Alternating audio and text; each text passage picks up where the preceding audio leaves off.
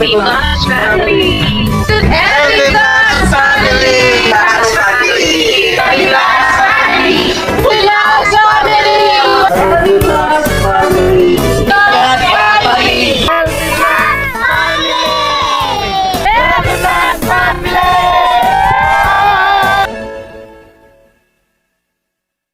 Mapagpalang araw po mga ka-fams.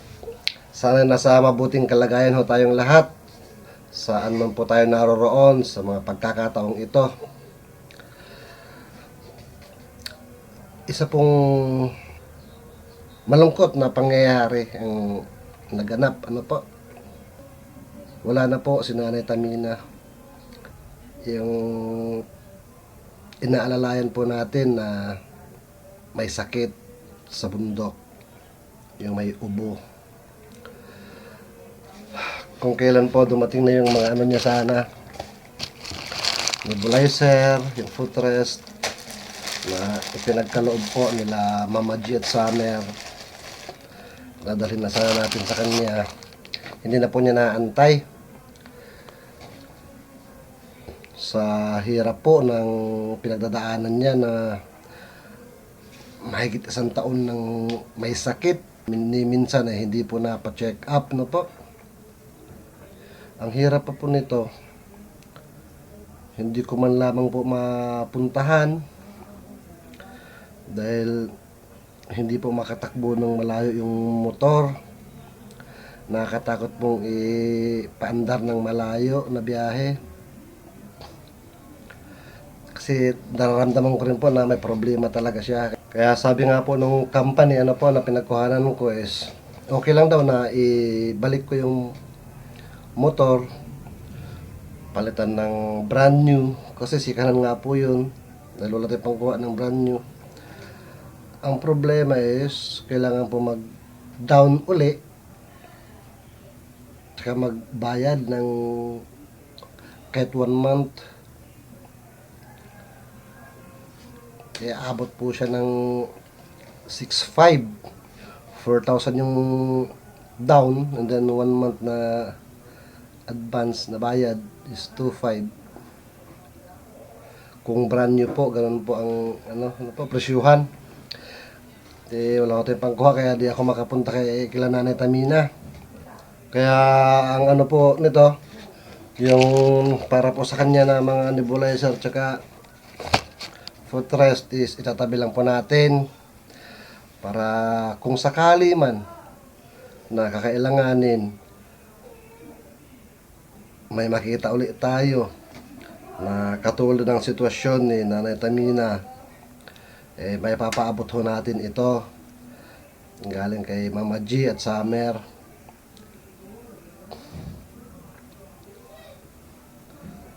Mahirap po talaga yung daan doon kaya sumuko yung motor na ginagamit natin. Hindi rin kasi yung pang off-road scooter po yung motor natin kasi sila po yung kumuha noon nung andito siya sa province para may magamit-gamit din siya. Nung pag-alis niya, pagbalik po ng metro ako na lang pong gumagamit. Pang buntok-buntok ko talaga yung mga lakad ko, yung mga pinupunta natin, mga katutubo. Kaya hindi po siya aplikable yung scooter, kaya napaaga na bumigay.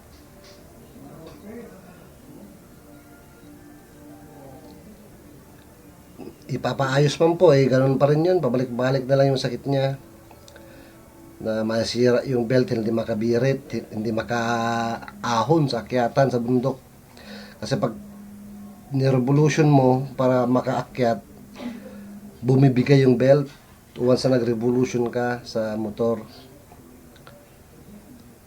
Na hindi po malaman kung anong problema niya talaga, Saka napakarami yung problema dahil sikanan nga po talaga. Andun na tayo nagpalit ng battery, nagpalit ng gulong, kung ano pang ginawa natin para may magamit tayo. Wala talaga, sumuko na rin. Pero ganun pa po mga ka-fams, sa abot ng makakaya, pagpapatuloy pa rin tayo dito sa mga malalapit. Although wala na akong maisip kung paano pagagawin ang pag-spread love. Dahil karamihan po ng mga higit na nangangailangan ng tulong pagmamahal ay nasa mga remote areas, sa mga bundok-bundok, nasa mga ganung lugar po sila dito sa province. Unlike sa metro na nasa paligid lang sila, sa mga daan-daan. Dito po sa mga bundok-bundok talaga sila nakatira. Mga matatanda, mga katutubo, mga may karamdaman. Lahat po ng mga yan nasa mga bundok-bundok nakatira. Napakalungkot nga po nung nalaman ko yung pangyayari kay Nanay Tamina. 3 araw na po ngayon. At di ko lang mailabas muna.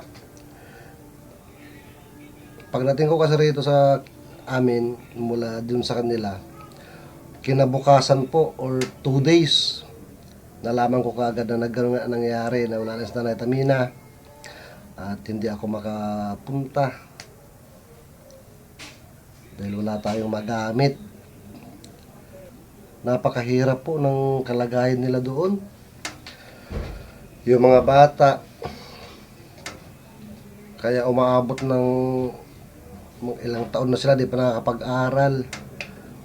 Kung napanood nyo nga po yung ibang nakarang mga vlogs natin, is may 14 years old pa doon na nagkikinder pa lang dahil sa hirap po ng sitwasyon. Yung isa naman is grade 11, 17 years old yata siya, si Rene, na alas 4 na madaling araw gumigising siya para maglakad papunta sa school. Dahil napakalayo ng school, inaabot po siya ng 2 oras sa paglalakad papunta na ng school. 2 oras ulit pa uwi, pabalik galing sa school. Kahit anong panahon po iyon, panahon man ng tag-araw, panahon man ng tag-ulan, sinusuong niya yung mga ulan, nababasa siya. Pero pinipilit niya makapag-aral. Ganun po kasidhi yung kagustuhan nila.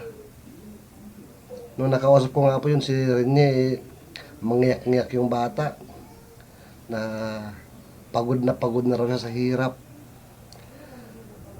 Kaya nagpupursige siya mag-aral at naawa na siya sa mga magulang niya.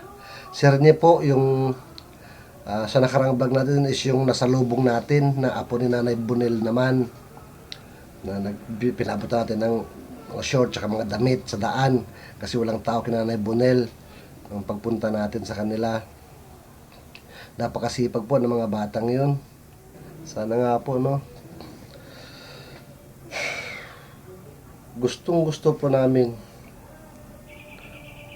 maging kasangkapan po ninyo sa pag-spread love, sa pagpapaabot ng pagmamahal sa mga kababayan nating higit na nangangailangan. At dito na po kami masaya.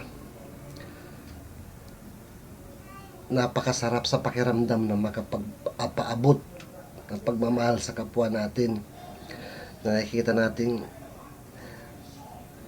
hirap na hirap sa kalagayan. Tulad pala na Tatay Jimmy, nakatira sa isang barong-barong na yung yero umaabot na sa ulo natin, napakainit. Nasa damuhan na siya nakatira, nagtatanim-tanim ng mais-mais konti na yung mais naman ayaw na mahalos mamunga kasi matubig at nag-iisa lang sa buhay. Tagpi-tagpi yung bahay na kung ano-anong tinatagpi, mga tarpaulin at kung ano-ano pa doon, mga yero-yero na pinagbibigay lang din sa kanya. Walang sino mang tumitingin. Napakasarap po, napakasarap maging kasangkapan ninyo. Pero sa ngayon po na habang wala tayong magamit na motor sa pagpunta sa mga lugar, na mga remote, mga liblib, sa mga bundok-bundok, dito ho muna tayo manlalambat Pero mag-spread love pa rin ho tayo sa abot ng mga kaya na po dito sa mga malapit pag may makikita ho tayong karapat-dapat at higit na nangangailangan sa abot po ng mga kaya natin mga kapams, para mapaabutan ng kahit kunti man lang na pagmamahal, alalay, tulong, pagmamahal po mga kapams. Sa mga kamag-anak po ni Nanay Tamina, pasensya na po kayo kung hindi ako makapunta dyan. Gustong gusto ko po, walang ibang hangad ang puso ko kundi makapunta man lang, masilayan man lang sa huling pagkakataon si Nanay Tamina. Pero wala po akong magagawa, hindi po ako makakapunta. Kung magkukommute naman po ako, wala ko tayong ganong pera. Kaya dito na lang po ako, pinapaabot ko lang po sa mga kamag-anak po ni Nanay Tamina, pinapaabot po namin yung mga ka-fams ang taos-pusong pakikiramay. Sa kabilang banda,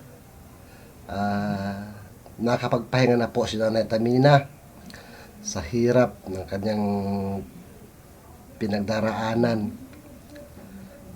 Higit 1 taon na nasa banig ng karamdaman. Ang tanging nakapagpagaan na lamang po ng kalooban natin ay kahit sa mga huling panahon ng kanyang buhay, naging bahagi tayo, na ipadama natin sa kanya ang pagmamahal. Nakita natin naging masaya siya sa mga pagkakataong andun tayo. Kaya maraming salamat po mga kapams sa lahat ng sumubaybay sa kwento ni Nanay Tamina, sa lahat ng viewers, subscribers, sponsors. Maraming salamat po. Nanay Tamina, paalam po. Rest in peace. God bless us all mga kapams.